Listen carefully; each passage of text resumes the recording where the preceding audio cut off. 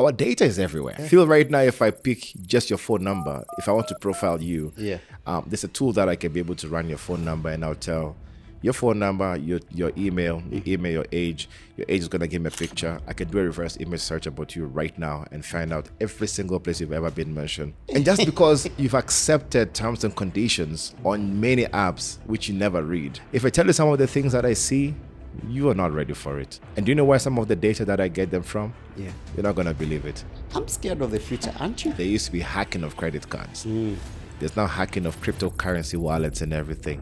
Look what the hack that happened the other day. 1.4 billion has been lost through a crypto exchange. So there's always going to be good and bad. Right. We have to try to balance those. We have ChatGPT. We also have Hacker GPT. Yeah. This is a basic of a security. Your email. Ladies and gentlemen, CEOs, classmates, karibuni sana. Back to another episode. This is going to be fire. After this episode, I'm not sure if you'll feel safe with your gadgets, but let's have fun with this. Let's learn. It's a whole new world. We're going to be talking about cybersecurity a lot from an expert, I think the best in the country. And I'm so privileged to have this conversation, and I hope you get to learn as much as I'm going to learn. We're still filming this at Longonot Place. Come check them out. Book your staycation with them. Amazing space. They never let me down. Also, we're still selling our film, Makosa Ni Yangu, on our website, phillytv.com, which I hope will not get hacked after today's conversation. Or Dr. Bright will let me know how to keep it more secure. Yes, it's an amazing film, and I really want you guys to enjoy what we built for you. So on top of that, we're doing random pop-up screenings all over the country. You just invite us. We'll figure out how to get there. And you can reach out to Tora at philitproductions.tv. The email is somewhere here, down here. Reach out to her and invite us to your space. We're talking about chamas, salons, institutions, rorashios, weddings, in Abel's words, matangas. Tutakuja zote. And we just want to spread the culture of cinema with you. So invite us. Now, on to our conversation for the day, which I'm super excited. Dr. Bright Gameli. Yes. Karibu sana. Thank Asante you. sana. Yeah, thank you for coming through. Yeah. I'm trying to think where to start, and I'm just going to start from here. In a world full of tech. Yes. And a world full of hackers. Yeah. Do you even sleep at night? Or what keeps you awake at night? Well, first of all, thank you for inviting me here. I think this is amazing. Right. One of a kind. I'm privileged to be here in front of you. Right. You're a legend in this space. Hey. You are a legend in this space. Wow. Thank you for coming through. What keeps me at night? I used to, so before when I was working for organizations trying to help them to be secure, their security, their entity, data, systems used to keep me at night. Now the problem is bigger because now I am serving organizations where I have to make sure that nothing gets lost. I have to make sure that the systems are not compromised. Just before I got to the seat right now, there's a company that has lost the entire data.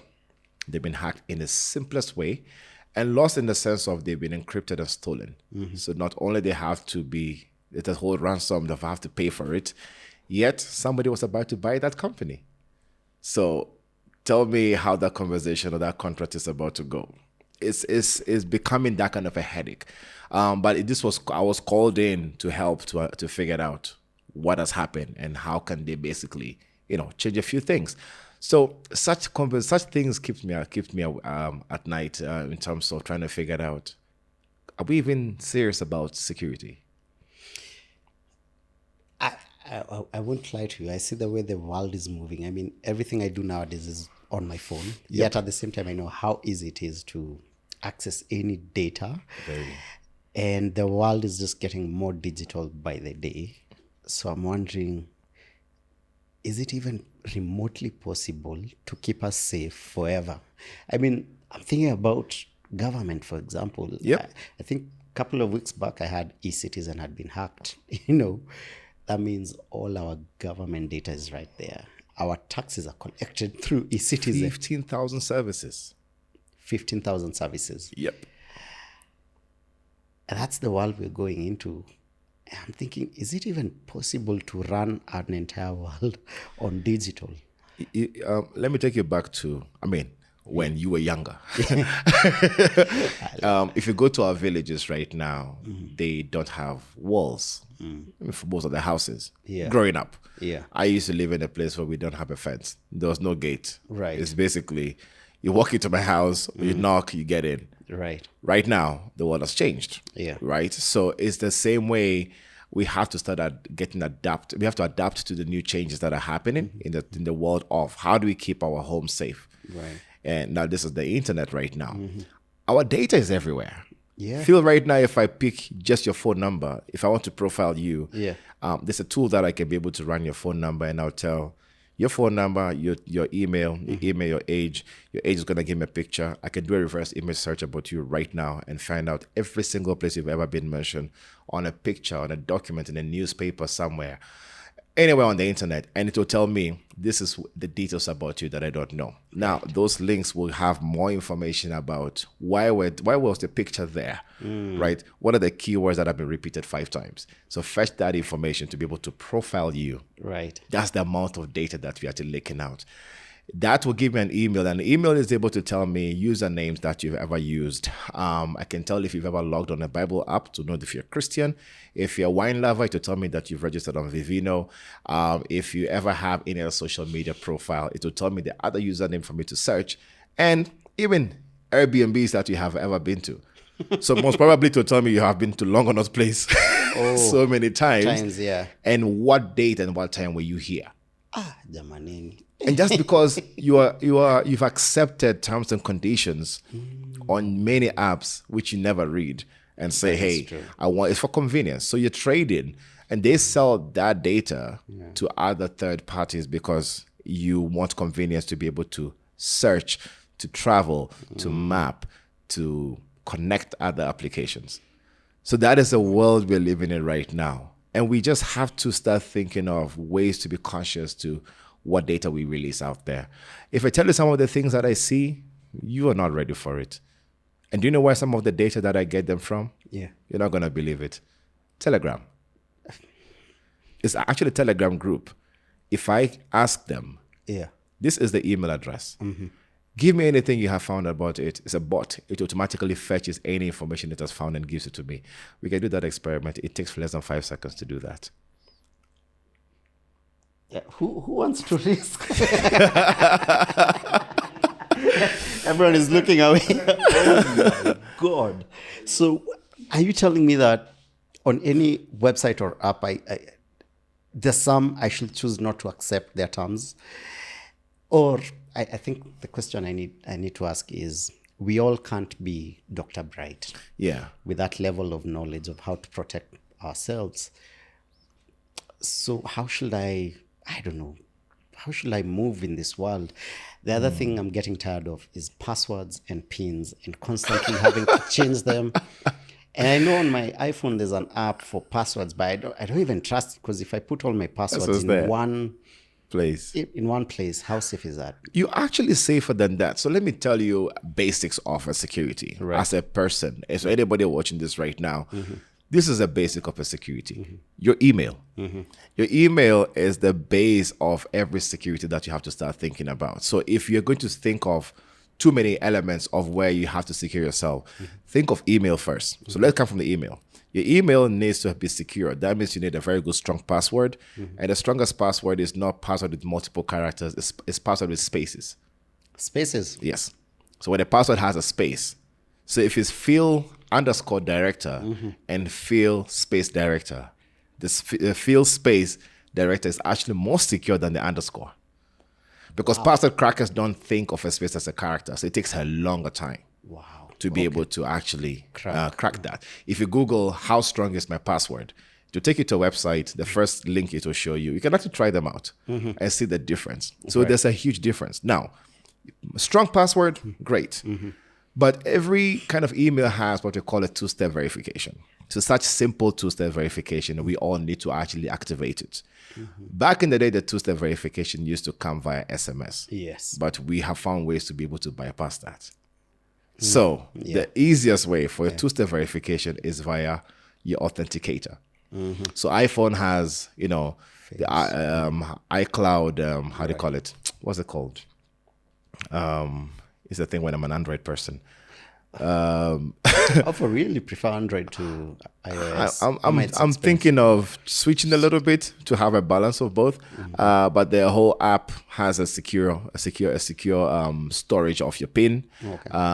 Then Android has the Google Authenticator or the Microsoft Authenticator. We still works on iPhone anyway. Yeah. So I use that to be able to authenticate my account in case somebody even steals my phone to be able to verify. However, there's one more step. There's something we call a backup code. So backup codes are actually, if you check Google or Microsoft accounts and everything, or even iCloud, there's always a backup code for you to download. You download that, even if you have to cut it and keep it under your pillow, keep it there. Because the day your phone gets lost, you need to get back into your account to be able to actually get verification or details and everything, because everything is linked to that.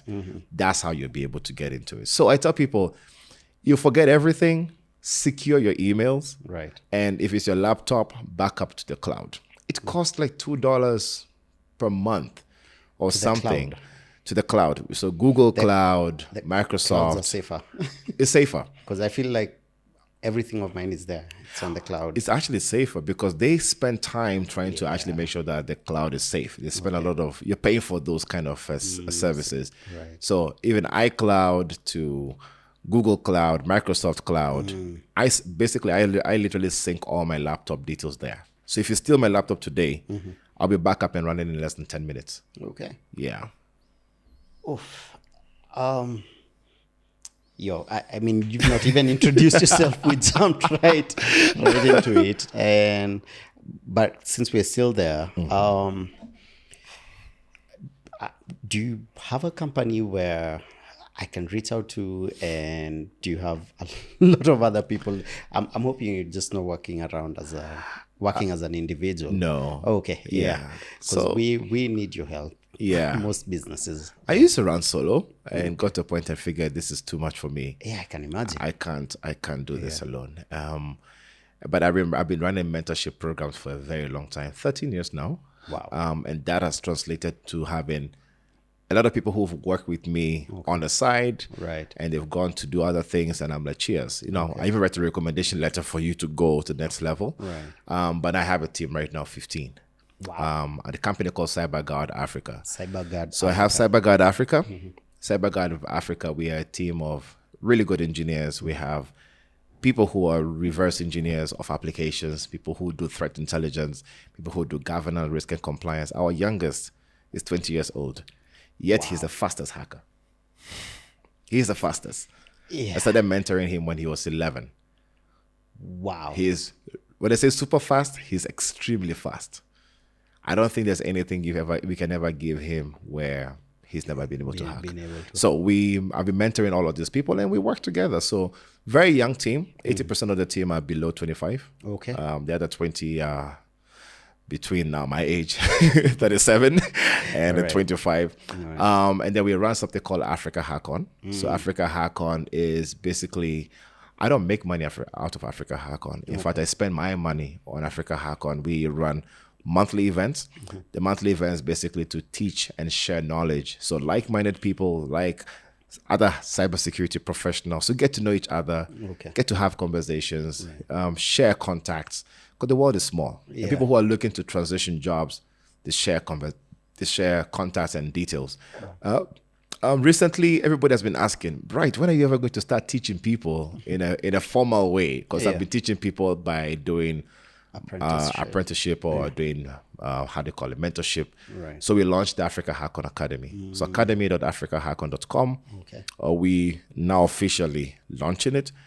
Teaching people from scratch. You can be a lawyer, you can be I've actually taught a medical doctor who's right now a software developer. Wow. But he did cybersecurity with me first. We taught him from scratch. He's never done tech. Wow. And we've been able to actually do that. So we've tried it out for a while. People who are, there's a guy who was how the border guy, and he's basically just trying to transition into that. Students who used to do what they call this is Django kind of job. Yeah. Right now he's into that space. So we try to change lives of people who are not just in tech, but becoming cybersecurity engineers. And that's what Africa Hackon have been standing for the past 13 years. The world that we're living in and we are going to be living in the future, I feel like that should be a course unit for, 8-year-olds. Yeah. Right? From primary school. They need to know how to protect themselves. They need to. Everything in their world will be digital. So I think, and we're in Kenya, where, for example, as much as people bash Kenya sometimes, I think we're a bit privileged. Yeah. To be able to have access to some of these resources, fast internet, better education than other countries that I've gone to, because I travel quite some time. But we can do better. Oh, yeah. I schooled in South Korea for 4 years. Yes. I did my master's and PhD, and nobody will tell you to read. Nobody will tell you, Phil or Bright, go study. You will automatically conform to the way they study. Because that's their culture. That's the culture they have. And so apart from studying, I've also taught kids. I've been doing young kids. It's a side hustle, by the way. Okay. Yeah, I went to teach kids basic English and everything. Then I did babysitting in some houses for rich people. Okay. And that babysitting is not a typical babysitting of let's play with you alone. You just try to have conversation to help them speak better English. And you see the way they think is not the same. It's not the same. They're exposed to some of these things at a very young age. The process of ways how they become who they are right now is why Koreans are one of the most hardworking people. Korean, Japanese, Chinese. They are hardworking. Yeah. But it's a culture, and they start learning like programming. Me getting to do my master's is when I'm meeting programmers who are of a different level, and it's because it's been ingrained in the curriculum in their homes. People wake up and that's their job. That's what they do. Failing South Korea, before they put power off, they have to send you a month notification. 1 month in advance. Wow. That we are about to put power off for 5 minutes. Wow. To switch between winter and summer. Because power stations have to switch. Yeah, here it rains. Damn. That's the kind of systematic programming they have. Trains are never late. Somebody tells you we have to meet at 8:47, not 48, not 50, 47 at this stage. And the train exit 5. Yeah. And the guy is right there. Will we ever get there as Africans? we do have a long way to go. Yeah. And I think it's always a mindset change. We need to start embracing new ways of doing things. But I'm happy to see a lot of startups that are coming up, the way these kids are thinking. I ran something called Startinev with another friend. And Startinev, we've been trying to do hackathons. And you see the way people think, they just need a little push, a little guidance, and we are on another level. Same as cybersecurity. Some of the young people that we get to teach at the age of 15, 16, and in the academy we have right now, this current cohort, they're 17, 18-year-olds, and they're doing amazing. But people think they have to be older to be able to actually, start performing at that level. Right. We just need to be able to guide properly. I keep on complaining I lecture at 5 cybersecurity courses at the master's level at Strathmore University. And there are days I talk to other students from other universities, and they keep on complaining as to, or some of them have heard the way I lecture. And they're like, hey, how come we can't get a similar kind of lectureship in their school universities and everything? Because the lectures have never changed. They've never learned anything new. No new coding classes have they ever taken. They're not even embracing AI at this point in time when AI is everything, and they still have to sit down and write exams. I don't do that. You'll never see me give you how they call it, an exam to write, define. No, you never.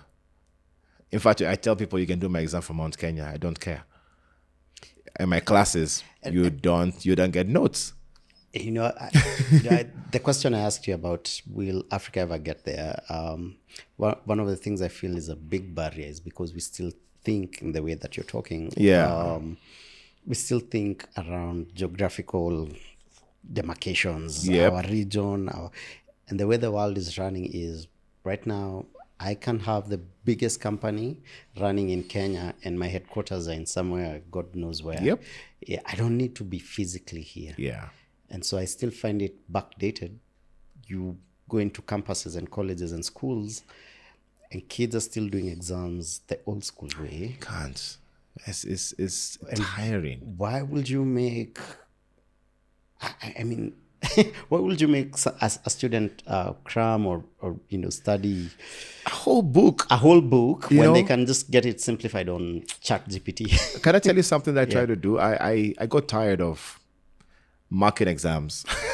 So when I get lazy, I create things. That's something about me. So I can become a very lazy person. There's a time I left a job because I was too lazy. I automated too many of my work.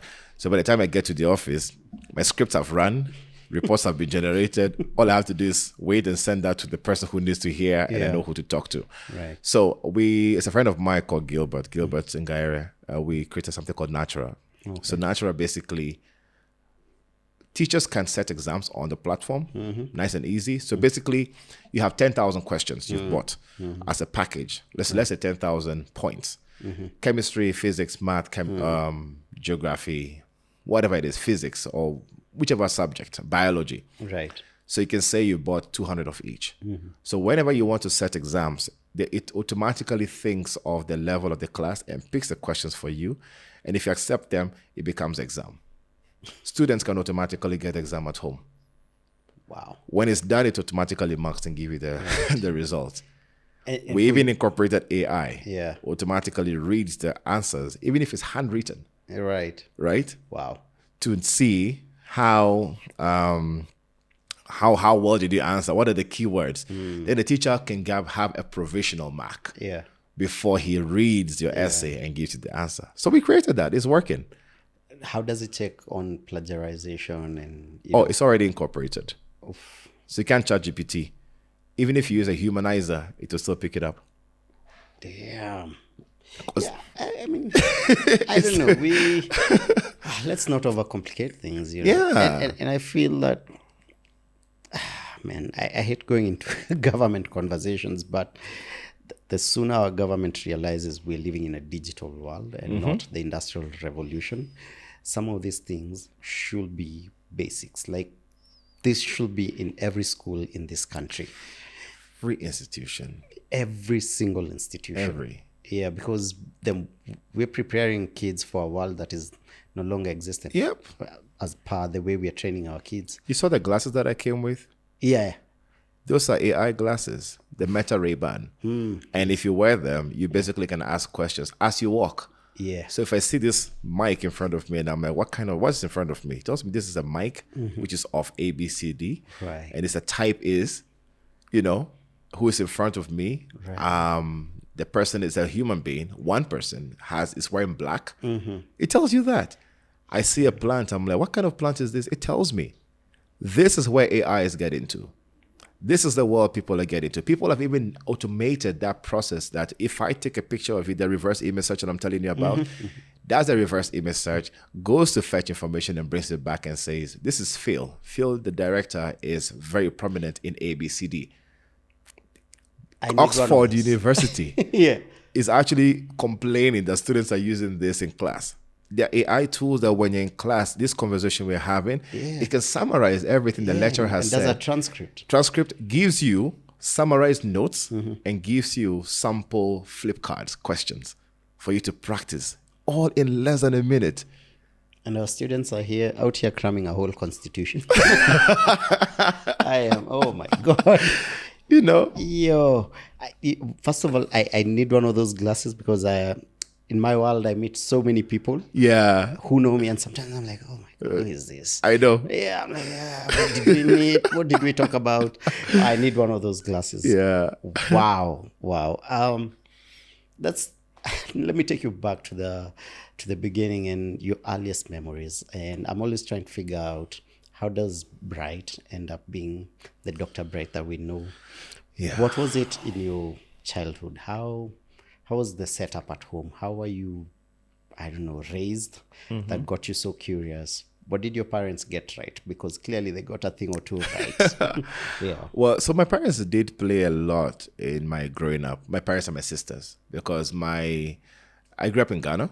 Okay. Yeah. And then at a point in time, my dad had to travel to UK to finish his undergrad. Okay. So I was mainly with my mom, my sisters, 3 sisters, and my cousins at home. Okay. So when my dad came back to Ghana, he brought back a whole kind of a briefcase. I didn't know that was a computer.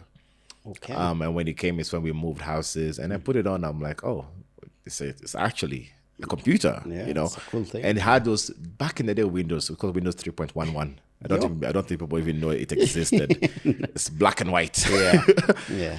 And I started playing around with, the Windows. I mean, the Windows 3.11, learning what to call MS DOS at the time. It was quite fun for me, and I think he did not stop me. He actually got a teacher to come and teach me how to work on this. So he bought another computer, Windows 95, then Windows 98. So I basically got a teacher who was coming to teach me, but again, he wasn't consistent. So I went to school. School was supposed to take about a 12 weeks course. I finished everything in 4 hours. Because it was boring. It was boring. It was basic stuff. Yeah. And that basically became a lifestyle. And they kind of identified that this is the area I want to get into. They were worried though. My parents were worried because they said I spent too much time on the computer, because after school, that's the first thing I go to. I go to school, I can't wait to go back home. The days I'm faking sickness to come back home, because I know my parents are not home, they're at work, and the computer is right there. So, and that's just because I kept on practicing, learning how to work around commands, working around packages and the likes.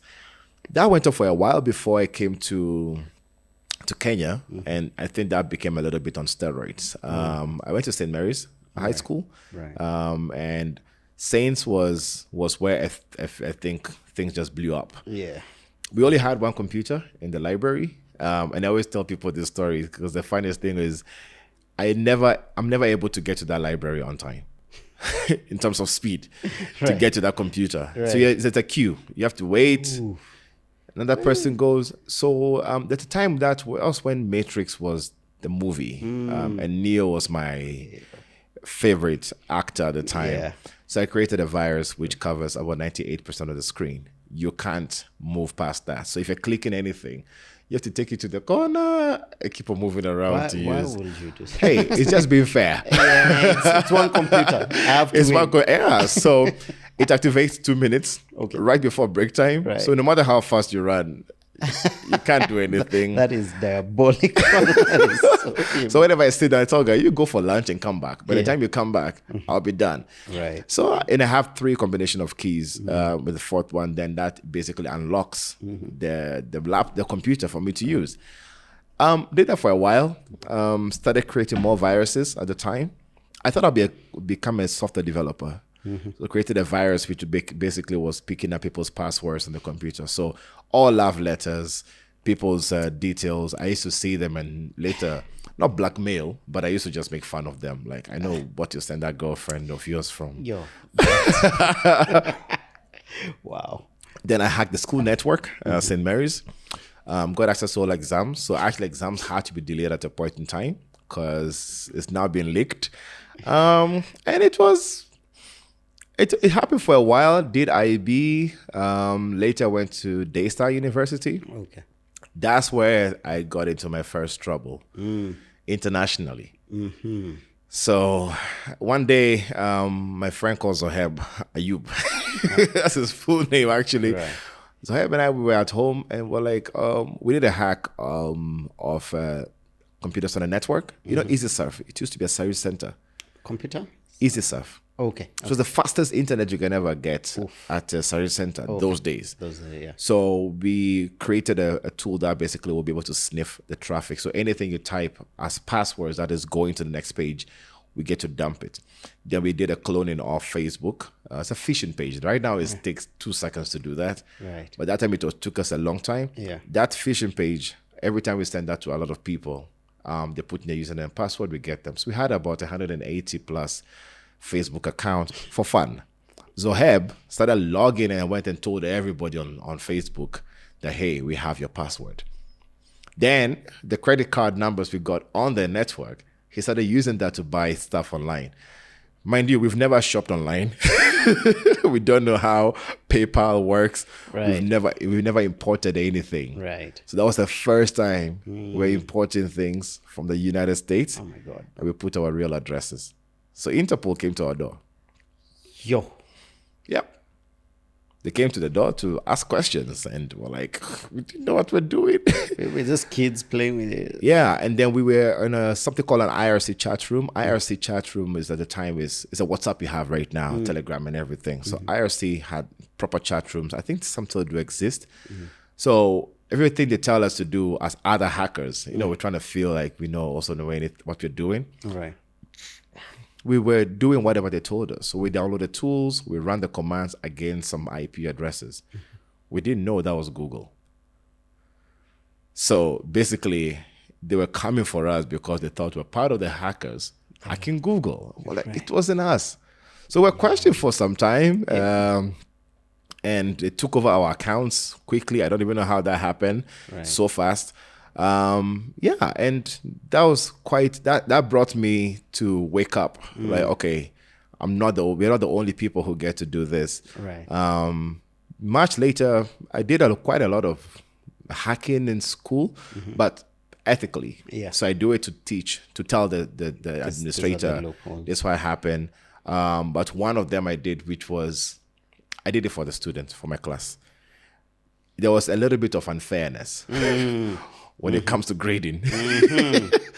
There's some people I know, there's no way they can get a B. So how do they get a B? Yeah. So I created 4 students.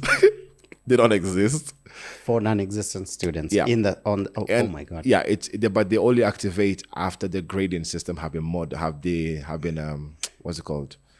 When they balance everything. So before they go to the final system to be pushed to us, right, those 4 students come in to correct the grades a little bit.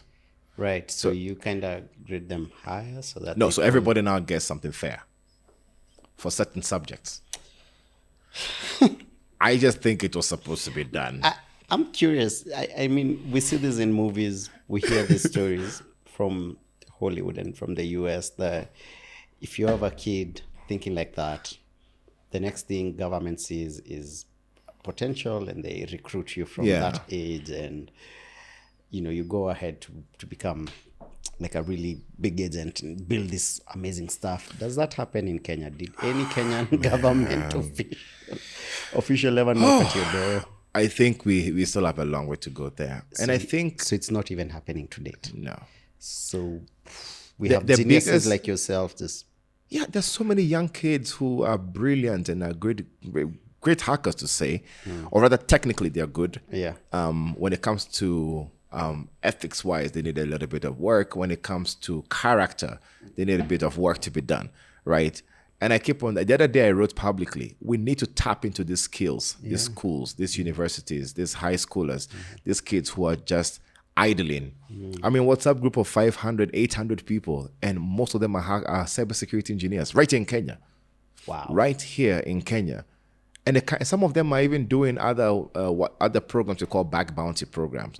So back bounty program is where a company legally puts out a notice that these are our targets of our company, our subdomains and everything. If you hack anything there, we'll pay you. Somebody got $120,000 paid the other day for finding a bug. There's some Kenyans I know making $5,000, $6,000, $7,000 for finding tiny bugs in systems internationally. Why are we not doing the same thing in Kenya? Why are we struggling to hire people to be able to become hackers where there's 1,000 and one of them out there? 2017, I launched the bug bounty program, first bug bounty program for Safaricom. Found a bug, I reported it legally, told them, hey, this is what I found on your system. I'm able to do 1, 2, 3, 4. If you don't mind, fix it. They gave me a brand new phone. I was happy. They gave me a letter. That letter helped me to get other jobs, contracts to be done. So I'm like, why don't you do this on a professional manner? So there's some companies called HackerOne, Backcrowd. They do this as a program. They take care of all the triage, everything. Right. So that's what happens. So Safaricom has been running that for a while now. And I think they're the only company in Kenya who actually has a back bounty program.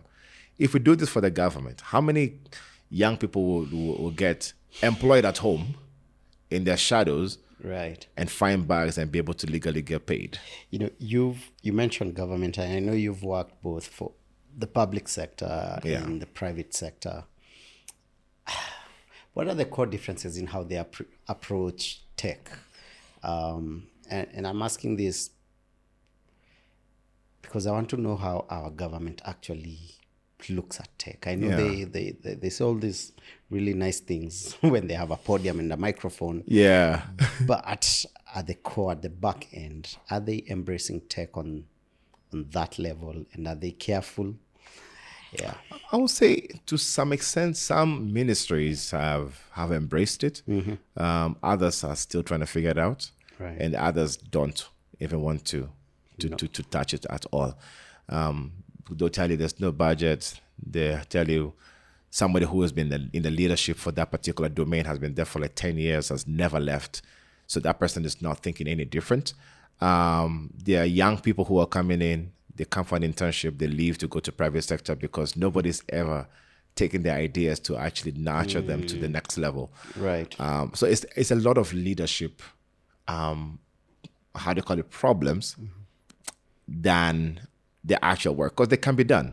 And there are some who are thriving. They are being able to try to automate a few things here and there. So I think it will take some time, but we need to get to a point where we allow people who have ideas not become an issue of, for lack of better words, ego. Right. And it's not just unique to Kenya. Yeah. So many other countries that I've seen, it's an ego of, I am the boss here. What are you trying to tell me that we need to do ABC in a particular way? Don't you know that I actually got a master's and everything? You just finished school. But technically, the kid is actually much faster than you and better than you. Yeah. But if you combine his skill set with your thinking and knowledge and research that you're trying to do, you have been able to, that amalgam would have been able to actually bring something better. Yeah. But I think there's always that bridge where ego is playing, and also the Gen Zs also don't want to look like they're a fool. Yeah. So they're not going to go too far. Then they stay for some time, they get to leave. See, that's where the big gap is. Yeah. And I'm not sure what's going to break, but something's going to break, and something is going to give, and we will switch and turn around this country, because we cannot continue to exist. We can't. No. I look at countries like Estonia. It's a small country. Everything is automated. Do you know in South Korea, if you sign, so if you swipe a card, you don't put a pin. You basically sign. So for example, my signature at the time was a tick. So the day the tick turns to an O, they know there's something wrong. And every time you sign, there's a camera that picks up details of you being there. So you can't run. Do you know people don't steal your wallet in a wallet or phones in a restaurant or club? Yeah. In fact, they leave it on the table, and you're not gonna believe what they steal. Guess what? What do they steal? Jacket and umbrellas. I swear to you, jackets, umbrellas, and bicycle parts. Man, I have to buy bicycle seats so many times. And my front wheel also has been stolen before. My bicycle seat has been stolen before. Jacket has been stolen before. But they'll remove the wallet, remove the phone, put on the table. Because they'll get tracked you'll get tracked so fast. There's no point stealing any of those things. Umbrellas, it will go. Jacket, it will go. Bicycle parts will go. That is not information I thought. Okay, wow. Man, I keep hoping we will get there as a country. I'm curious for you now that, there's this leapfrog now with AI and tech. What do you feel in the next 5 years will be the biggest threat when it comes to cybersecurity? Looking forward, 5 years from now. 5 years from now, even closer to that, Yeah. is there's going to be a lot of automated attacks. We used to hack, or rather, there used to be hacking of credit cards. There's now hacking of cryptocurrency wallets and everything. Look what the hack that happened the other day. 1.4 billion has been lost through a crypto exchange. 1.4 billion. And this is not even hacking the exchange itself directly. They did it as what we call a social engineering. So social engineering is hacking the human brain. What can I give you that feel if I send you that email, there's no doubt you're going to open it? There has to be something that that triggers you and you have to click on that link, right? There has to be that phone call that when you receive it and is your sibling, your kid's voice, you're going to respond to it. It's a social engineering. And there's those tactics where AI is helping to be able to get those done, to the fact that there's going to be a lot of automated attacks. I did a paper which I wrote. I published about 15 papers, journals. Wow. Amazing. Thank you. That's amazing. When I was doing my master's and PhD, and one paper that I wrote is how can a country be hacked? Basically, how you can actually compromise an entire country. That paper was basically to show how easy it is to run a few commands and take over majority of the systems in a country like Kenya or anything. That's what I'm talking about. That scares me about the future, because you can take over a central bank. You can take over KPLC. And it's just taking a small vulnerability, but with AI and quantum computing, it's going to be automated.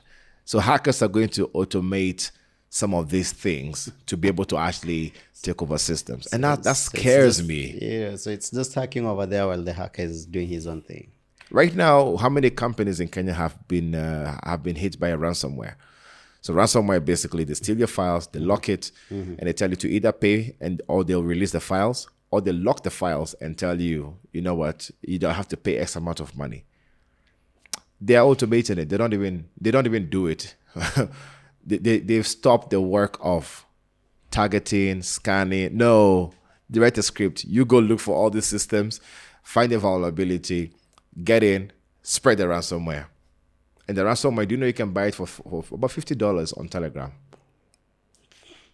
What? Yep. $50 for a code. You know, in my world, I mean, it's a smaller worldview compared to yours. But for us, what you've just said about automated, you call it automated Hacking. hacking. Yeah. For us, we call it misinformation. In our world, with the advent of AI, what we're going to be seeing a lot is a lot of misinformation, because someone will take a short clip of you and have AI just say whatever Yep. using your voice. And that's why you're seeing even the rise of podcasts. Yeah. Because people, leaders, they want to be on the record, long format, explaining themselves. Yeah. Because what's going out there in short format is Anybody can actually... It's so easy to fake anything. Man, I'm scared of the future, aren't you? I am scared, but it's an opportunity for me to get work done. It's the reason why I feel I like to do a lot of awareness talks and training and tell people, this is where we're getting into. We need to start thinking strategically, not technically, because everybody's trying to think of technical tools to solve problems. But if you don't have a strategic thinking as to how you want to solve some of those issues, you're going to be caught pants down. Yeah. Oof. Tribe of hackers. Talk to me about 2020. Yeah. Oh man, blue team. the blue team. Yeah. Yeah. Oh man, that was quite something. I was completely surprised. Okay. I was working at Internet Solutions at the time. Okay. I had just built the cybersecurity division, and we built what they call a threat intelligence center. So I was so excited because that threat intelligence center is supposed to help monitor traffic, applications, malware, attacks of organizations, and be able to help them to secure. Because the difference between your business standing still and standing down is being able to actually notice some of these hacks and recover quickly. So I kept on, I used to just write so much about it. And then Tribe of Hackers called me and said, hey, we would like to feature your thought processes as to how you do. Blue teaming is basically on the defensive side of things. Okay. Red team is a little bit on the offensive side of things. All right. So that's how I got into to that. I was really honored, though.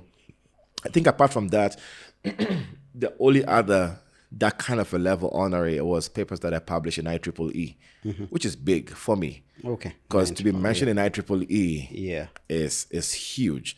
Until today, people still actually quote my papers that I've written. So IEEE for us non-techies would be like, I don't know, being mentioned at the Oscars. I don't know. Well, sort of. Sort of. It's a big deal. Yeah. Okay. So yeah, that was interesting for me. We don't find people working in your world being this okay with cameras and being on podcasts and interviews and writing a lot of papers and being public. Yes. And I know part of the biggest reason you do this is being an educator, but I'm curious why you're comfortable with this, doing this. In very simple terms, I've done 364 presentations. Wow. Yeah, I count them.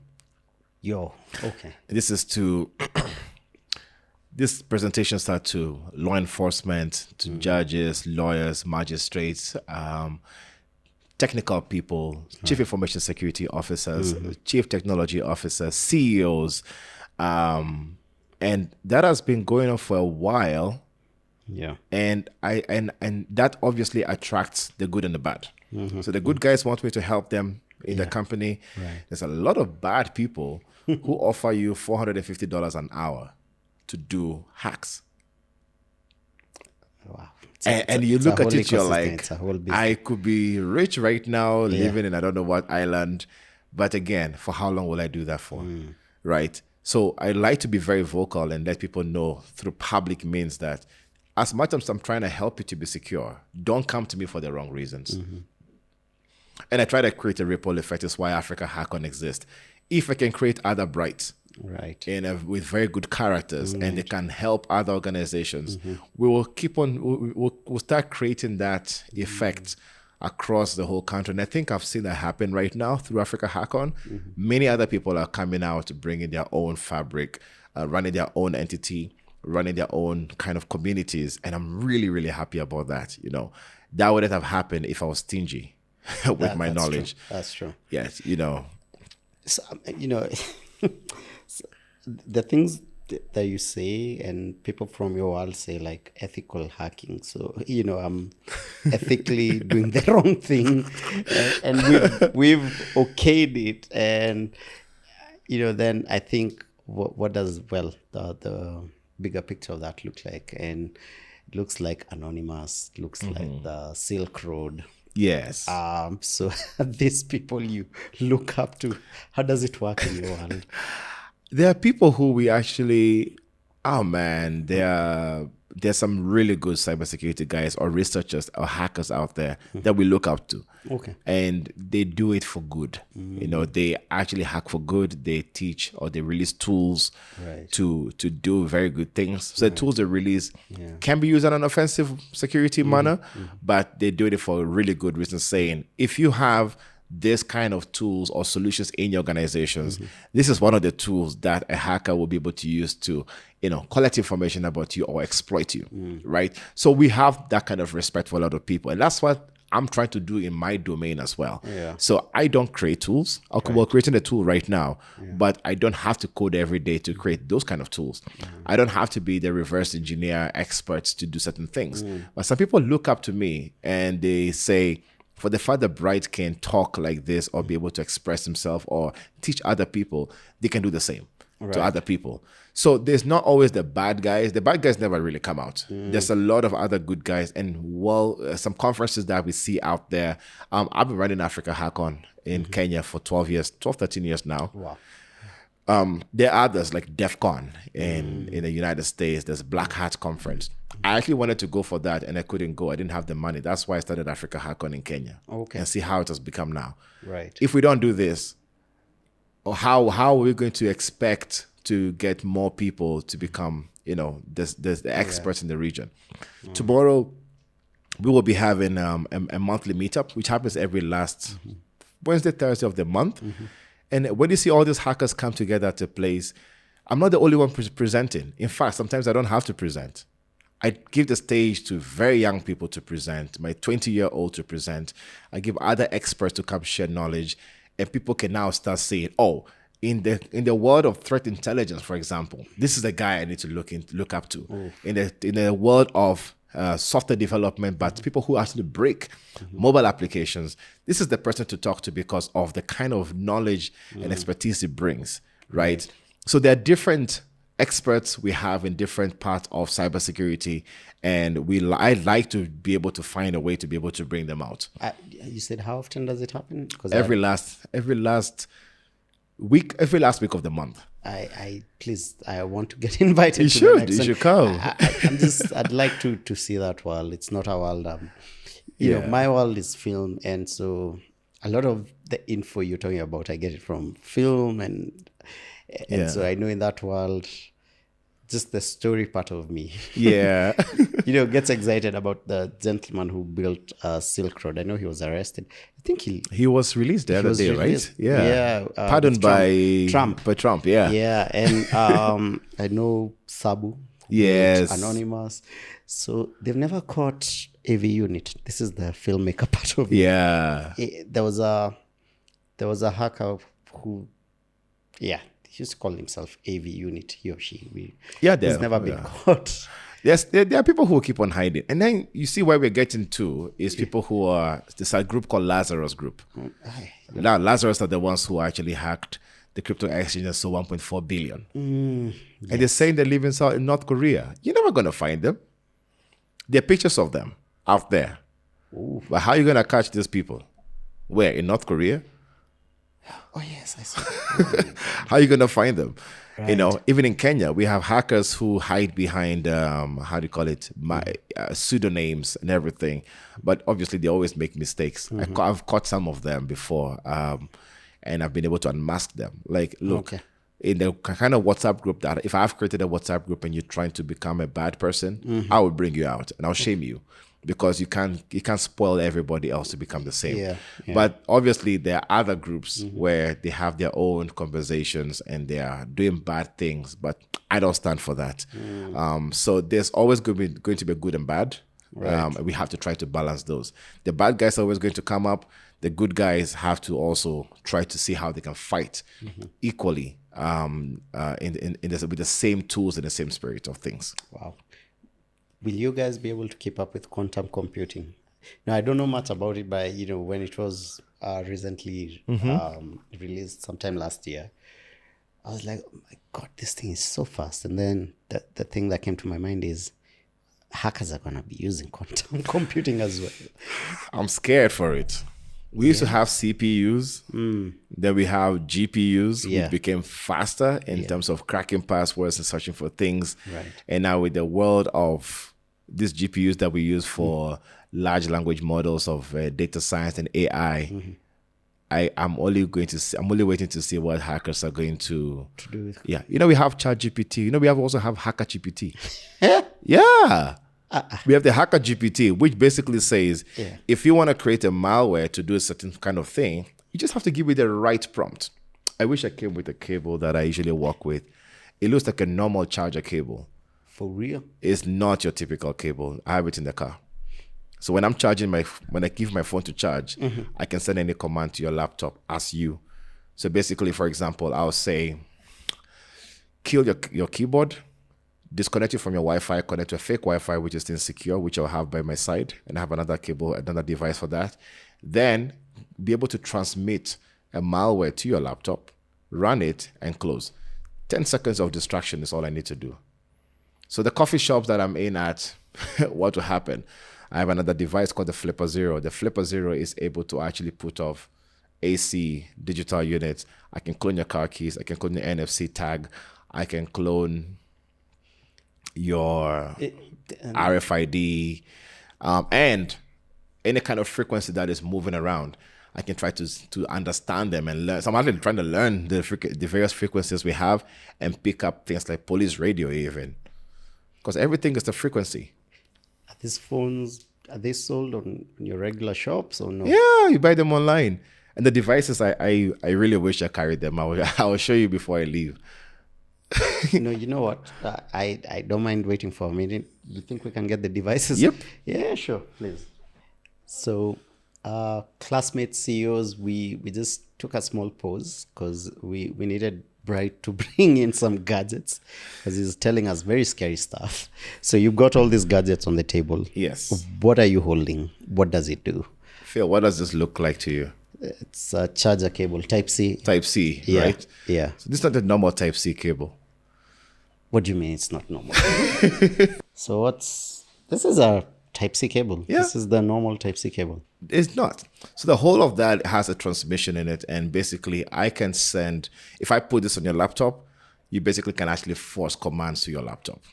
Commands such as kill your keyboard, being able to, anything I want to type on your laptop or your phone even. Right. You know how some... Wait.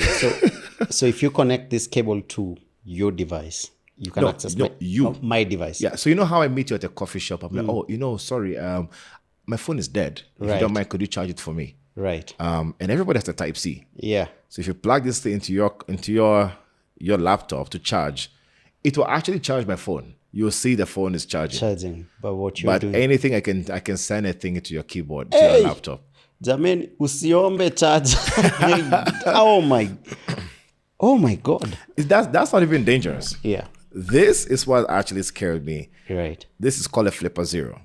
So the Flipper Zero, basically what it does is that it can, first of all, I can emulate any TV remote. I can emulate projectors. Mm-hmm. I can emulate digital signs, some fans, anything that has RFID tags, NFC tags. Right. I can clone them. So when I go to hotel rooms and I know I need to leave, I can basically clone the hotel key card and use it to open other doors. And this is easily available. Easily available. Anyone can have that. What do you mean? Like this is something I can buy off the... Yeah, you buy on the internet. And you can actually scan radio frequencies of different types and be able to actually see what does it pick, frequency. Car keys. Every time you press your car key, you try to open a door, it sends a frequency between your key and the car, right? Yes. You can actually intercept that and copy that key card. The car key signal.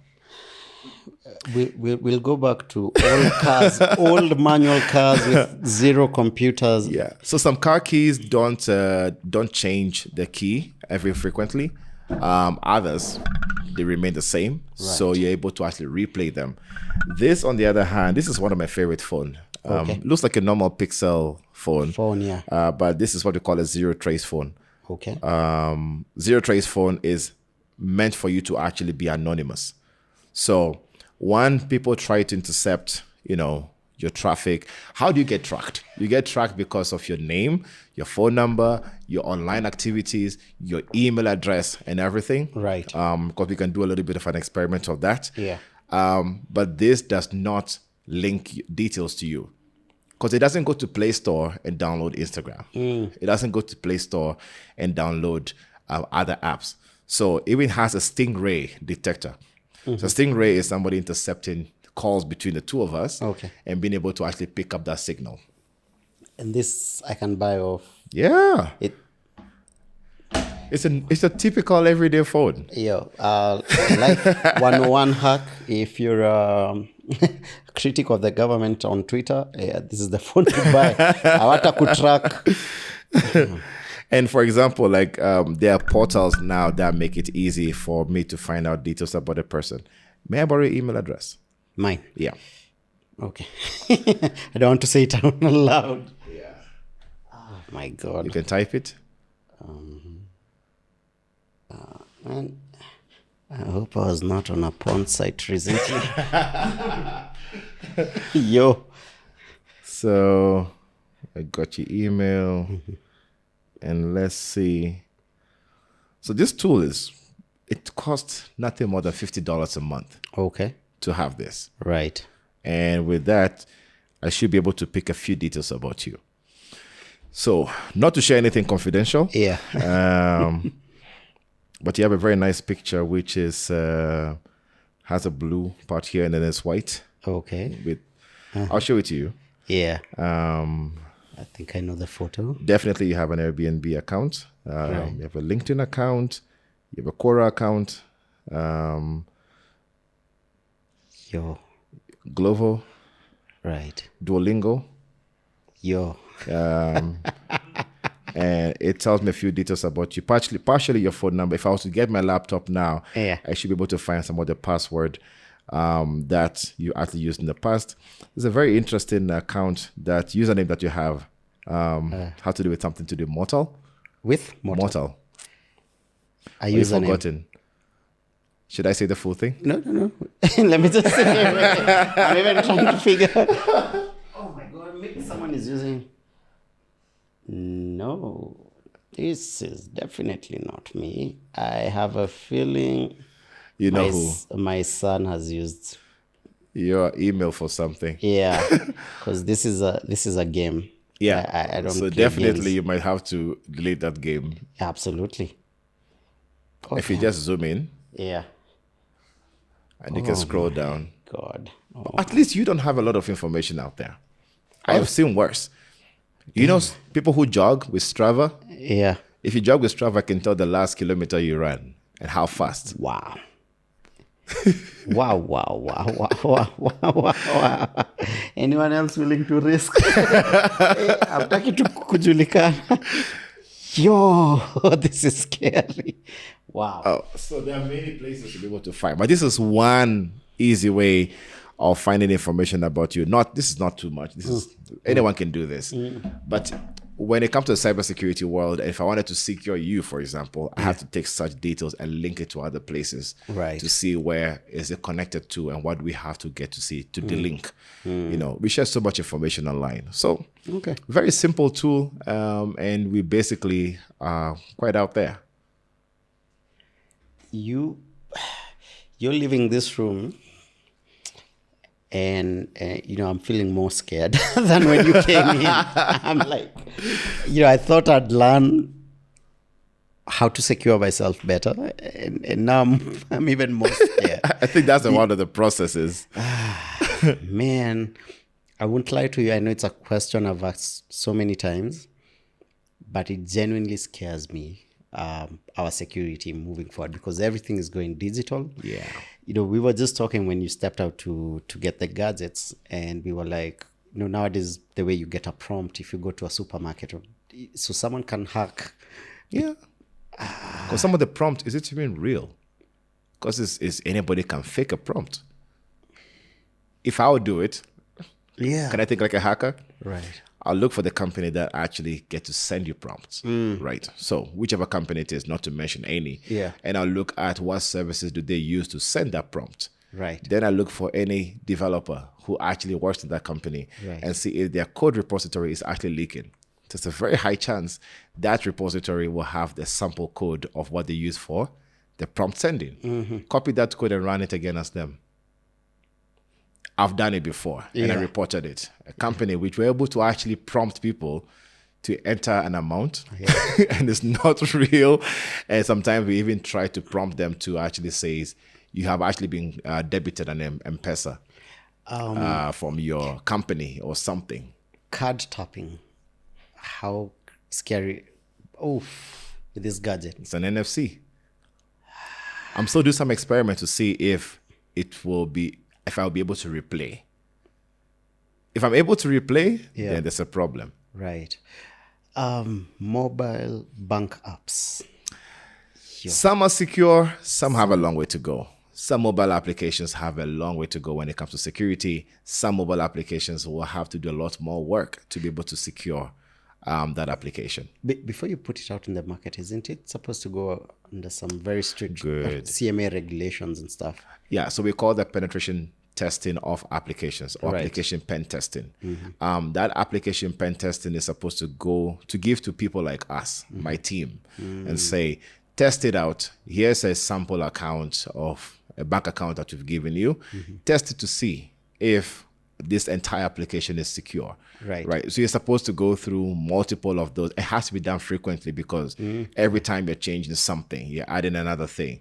Right. But hackers who are really good at what they do, they tend to see beyond the app. There's an app part of things, and then there's systems that are picking this information and then processing to core banking systems and the likes. Right. So if you understand architecture and channels, you will know where to hit. You're not going to hit the mobile application. No, you'll hit the... Or you hit an internal person. Most of this, we have insider threats is one of the biggest areas that organizations are facing. You have 1,000, 2,000 employees. How can you know who exactly did what, when, and where? Yeah. What did they type? What did they click? Who was the person who was at night? Who did something? See, this is why I keep on saying strategic thinking to cybersecurity or cyber resilience is more important than just buying tools. Before you buy the tool, understand your environment, understand your people, understand your technology, your processes, and then you know what controls to put around it. Right. Without that, you're flying blind. You're basically you're trying to be ad hoc when trying to if you try to react to resilience.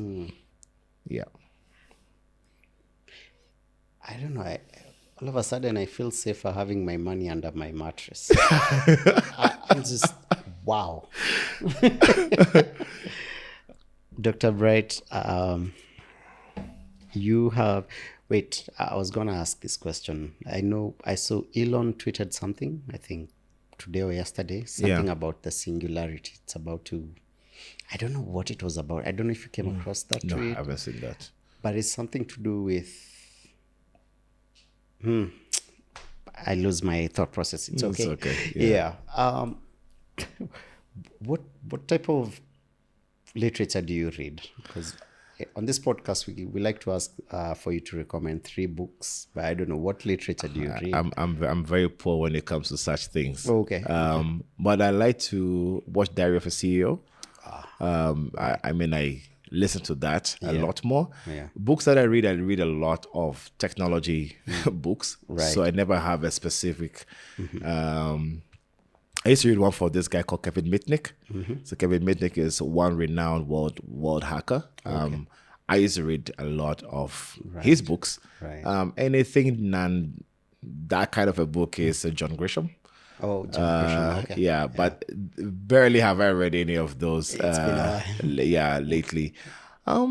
So basically where I am. So you'll not find me the type of person to sit down and read a book. But every 3 a.m, I wake up to read, even for 15 minutes. So a new link, a new journal, a new anything news-wise. So my Google even knows. It suggests to me the things that I have to read. Wow. I go to LinkedIn to find out what is new, what tools are there, what's coming up. I know what to send to my team. So my team will wake up in the morning at 6 a.m. and they're like, oh, there's a new link of a new tool that they have to look into. Right. I go to X to see what are the people that I follow on X. What are they talking about? Most cybersecurity researchers, engineers as well. So I do a lot of those. Those are the kind of things I read every day. Helps me to rethink and also to be to keep abreast with what exactly is happening in the cybersecurity world. Right. Yeah. Wow. So how does your day look like? You're up at 3. You read, look into that new tool. Then what happens next? So I go to bed at around 11 thereabout. And you're up by 3. Yeah, sometimes even 12. By 3, I'll wake. My body naturally just wakes up at 3. Okay. I'll go to bed at, again, sometimes I can stay for only 15 minutes. Or my brain can only stay for that long, or stay awake for that long, or I stay awake for 1 hour, where I want to write, do work, send emails, send a lot of agendas. Right. And then by 5, I go back to bed. Okay. Then by 7, I wake up again. Okay. Yeah, so from 7 going on. But sometimes if I wake up at 3 and I do work for 2 hours, I make sure I sleep until like 8. Those are days when I don't have an early morning. Right. So I try to balance, that as well. So times I want to be the one to drop my kids to school. Other times I let the driver or my wife get to do that. Okay. Yeah. Wow. And then the rest of the day? The rest of the day is basically a lot of meetings. I have a lot of calls that I have with my team, different team members. On the academy side, so there's Africa Hackon which is technically not a profit making in terms of what we do. the academy part of it is why we're trying to, even the money we get from the academy is to pay people who are teaching. Right. Then I have CyberGuard Africa, where I have to check on all my clients or whoever is the account manager for that client to find out if everything is okay. A lot of speaking events, which I get to do. Yeah. So talking, I'm a principal trainer for Commonwealth Secretariat, the fellowship. Okay. So sometimes we have to travel to go speak or online. I like to spend at least 2 hours of my day, either in the morning or evening, just trying to get my thought processes together. So I don't receive phone calls at that point in time. Yeah. I don't get on social media. I get to do I get to do deep work. Okay. So that can be me at either Capital Club or a restaurant, places that are quiet, or at home. Right. So I have my own small office. And then anything else that I have to pick during the day, it could be catching up with a friend or something like that. That's how my day usually moves. But I always like to have at least 2 hours where I'm doing nothing but deep work. So my WhatsApp doesn't have notifications on. My Instagram has no notifications on. Unless I open it, I don't get to see. That's unless I'll open it and post something at lunchtime or something like that. Wow. Yeah. Do you have a mantra? A mantra that you keep repeating to yourself that keeps you going? Hey, there's a lot. Okay. It's a lot, but I have a lot of love and focus when it comes to leadership. And anything that I can do to create multiple ripple effects in terms of leadership, I stick to that kind of how to call it, of path. So that's my entire life is all about. How can I be a good leader? Right. Yeah. So I watch videos, many videos every day. Even my Instagram knows that's all I get to see. Leadership, and also getting to actually connect with people who actually will mention me in rooms. So sponsors. Yeah. So building relationships with somebody who will mention me in a room, not a mentor per se, but somebody who's a sponsor to call me in rooms that I don't have to be there. It goes a long way. For example, CyberGuard, we've never really advertised. There's no advertisement we ever do anywhere. Right. Now I want to do it, but before, for past 3 years, it's all referrals. Yeah. And that's the kind of things that I get to look up to. Wow. Yeah. Okay. Thank you so much for your time. We've talked a lot on cyber security, and then at the tail end of the conversation is when you're bringing in a lot about leadership. I'm like, oh my God, that's a whole other tangent. It is. So I'm going to shelf it because I am definitely going to have you back here again. Thank you. And maybe next time we can focus on leadership. Sure. Yeah, because I feel if we get leadership right in this country, in this continent, we'll go a long way. We are good. We are set for life. Yeah. Yeah. So I think that's a conversation we should definitely have on a later date. Yes. Classmates, CEOs, I hope you have enjoyed. For me, I was like a kid in a candy store. Well, a very scary candy store. But, I absolutely enjoyed this conversation and I've learned a lot. And I hope ukiwa pale home, you've learned a lot. Drop your comments. Let's engage more. And if you'd like Dr. Bright to come back, please just say it on the comments. I'm sure he will appreciate it. We're still filming at Longonot Place. Come check them out. Book your staycation. This has been amazing. And thank you so much. We see your comments, including backbenchers. Backbenchers ni wale students your very naughty comments, but we see them, the noisemakers in class, and we appreciate every comment that you engage with us. Subscribe, never forget to subscribe and like our videos, absolutely. And until next time, thank you so much. Thank you, Dr. Bright. Thank you.